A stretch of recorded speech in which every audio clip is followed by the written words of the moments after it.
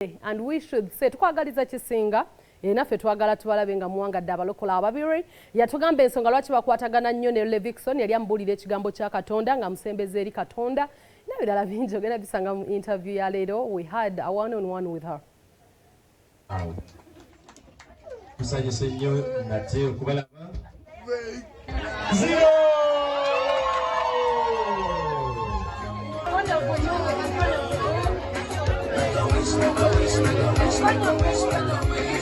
What pushes you okubanga okola charity n'okuyamba abaana bano? Bw'ogoberera obulamu bwange nakola charity nga sinaba nadde okulokoka ate nga oba kankati nga oyinza okuba gw'obadde tokimanyi naye nze charity guba mutima. It's the heart of giving. Tewaliiwo kintu kyonna ate abantu tosobola balemesa oba bagaana kwogera bye baagala naye charity guba mutima. Ffe tulikola omutima kye gwagala ate Mukama kye yatuteekawo okukola because God is love. We are spreading love right now.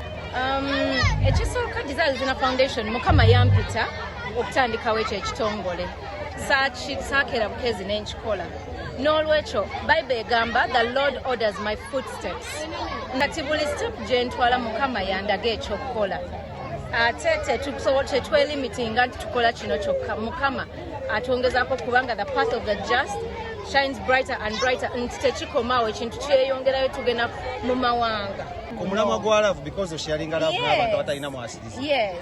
Twogereko ku mpeta gy'oyambadde n'ebifaananyi biri bye twayogeddeko emabega we bya love. Empeta si nnungi soko giraga abantu bagirayo batubuulire nnungi ya bbeeyi mubeere okwo. It's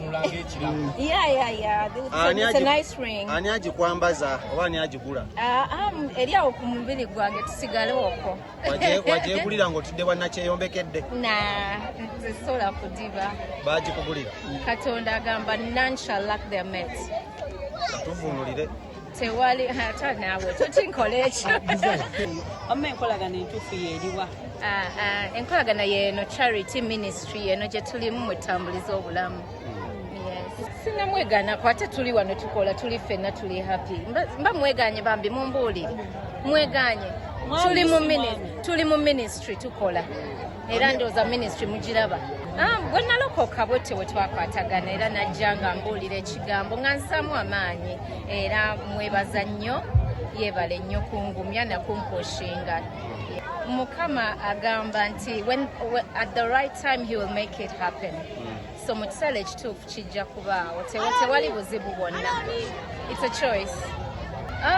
I think ekyokuyimba like sisobola tanavaayo nga profession naye ng'okuyimba mulaba amanyi so once in a while tuyimbamu but I don't know her route in that direction naye tuba tuyimbamu nga tuwashipinga Katonda. Era siba nti mukaka tuyimbe tuba tuli mu byaffe bya kusinza na kunyumirwa enjoying mother daughter time tewali kye mukaka. Awe nyini twogereko ku mother daughter time. Yes. I say my galoka video going around social media when your daughter ngali ne mutabani wa Chameleone mumbere tasanyusa oba oli awo banna Uganda. Otwogerako kinga mama era ka video kano wakalago kakuyisa katya. Andoza mutulabye era tuzze ku eno ministry ffenna wamunga friends and family kati abo bafuuka baana bange tewali nnyo kiri awo bantu weba banyige nga bo naye ffe ng'abazadde we are raising children kyekituufu ekiriwo and we are doing ministry eno ministry gye tuliko. So family yo ne ya Chameleone segeza kati zakwataganira ddala ng'abantu bonna bwe bakwatagana. Well, to me Michelle is a gift. Nkuze naye from the time I was 19 siina buzibu mulaga kuba mwana wange kati mba mukwekera ki simanyi buli omu alina bwakuza omwana we wange bwente we mukuza ate kinkolera kiinaako buzibu. Abaana twogera nabo buli kimu kubanga Oluganda naye it's a place of expression, you know. Waliwo kintu kyemmanyi okuza abaana obulungi. There are two ways, and that is through love and talking to them, making them your friends. So when mutuuka ku eyo point ng'omwana mukwano gwe tewali kyosasobola kwogera naye n'atakitwala. So twogera nabo buli kimu, everything.